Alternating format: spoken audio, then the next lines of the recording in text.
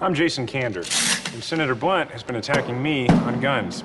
Well, in the Army, I learned how to use and respect my rifle. When this striking ad hit the airwaves in Missouri in September, young Democrat Jason Kander, who was challenging incumbent Republican Senator Roy Blunt, managed to do two things.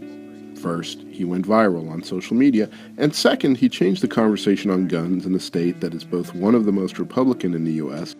and has some of its most liberal gun laws. And in the state legislature, I supported Second Amendment rights. I also believe in background checks so that terrorists can't get their hands on one of these. I approve this message because I'd like to see Senator Blunt do this. In the process, the 35-year-old veteran of the conflict in Afghanistan has turned a long-shot race into one where polls now show him running neck and neck with his Republican rival. Eric Greitens is under attack from Obama's Democrat machine. They're trying to steal another Missouri election. But then guns are part of the political fabric in Missouri, and Jason Kander is not the only candidate in the state using guns as campaign props. Eric Greitens is the Republican candidate for governor this year. Ironically, though, it is Greitens' Democratic rival in the gubernatorial race, Chris Koster, that's receiving this year's influential endorsement from the powerful National Rifle Association. That's in part because Koster, who is the state's attorney general and a former Republican, publicly supported a move earlier this year by the state legislature to get rid of the requirements for people carrying concealed weapons to have permits or even training. The legislation also made Missouri the latest state to legalize so-called stand-your-ground provisions that allow gun owners to draw and shoot if they feel threatened. But some of Koster's fellow Democrats think that new law will have major consequences when it takes effect. Jean Peters Baker is the chief prosecutor in Jackson County, Missouri. It covers Kansas City, which saw more than 100 murders last year. I think in Jackson County it will mean more people will die. Gun violence is it's a part of every hour of my day, of every week as Jackson County prosecutor. It's just true. I don't have people killing each other with rocks. It's pretty rare even that people kill each other with knives.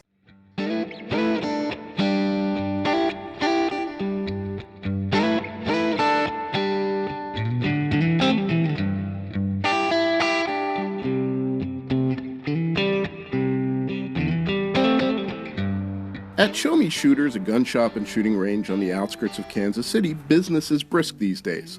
But even among gun enthusiasts, there are concerns about the new law.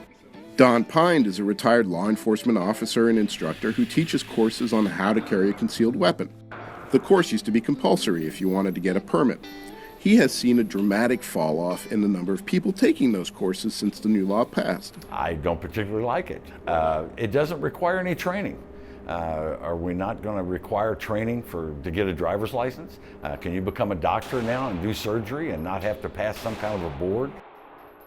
Mr. Pine is also an example of the type of voter that Jason Kander's positioning on guns is starting to win over. He plans to vote for Donald Trump in the presidential election, but he likes what he sees in Jason Kander and is thinking about voting for the Democrat for the Senate. I really can't find that he's anti-gun, so to speak. He is Democrat. He's got an F rating right now from the NRA, but I'm looking for some new blood. I really would like someone a little younger, something a little different than what we've been doing in the last few years. The immediacy of this year's election masks what in places like Missouri is really a long-term fight. When it comes to presidential politics, Missouri is one of the most staunchly Republican states in the Union. It also, come January, will have some of the most liberal gun laws in the country. But in Missouri, and in one of its most famous former citizens, former President Harry Truman, gun control advocates see an interesting example, an important example. In 1945, President Truman proposed a national health care scheme for retirees. But he lost that political fight. And it wasn't until 20 years later that Lyndon Johnson signed it into law. In fact, when he signed it into law, he came here to Independence, Missouri, to Truman's birthplace, to do so. The example gun control advocates see is that sometimes in public policy in America, the fights are long. Emily Sullivan is one of the founders of the local Kansas City chapter of Moms Demand Action, a national group pushing for stricter gun laws. I think that with this election cycle, the conversation is being had. The political candidates are speaking out on what their opinion is and stance is on reasonable gun legislation. That optimism reads as a necessity for her. As a mother, she turned to activism after the 2012 shooting at Sandy Hook Elementary School in Connecticut. It left 26 people dead, including 20 children. Sandy Hook definitely gripped me as a mom. I had a 3-year-old at the time, and it was something that I just couldn't imagine dealing with. Dropping my children off at school each day, I still think, is something terrible going to happen to them while they're there?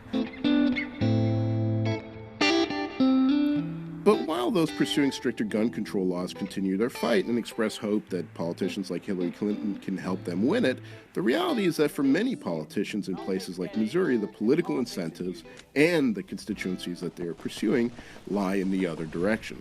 Shawn Donnan, Financial Times.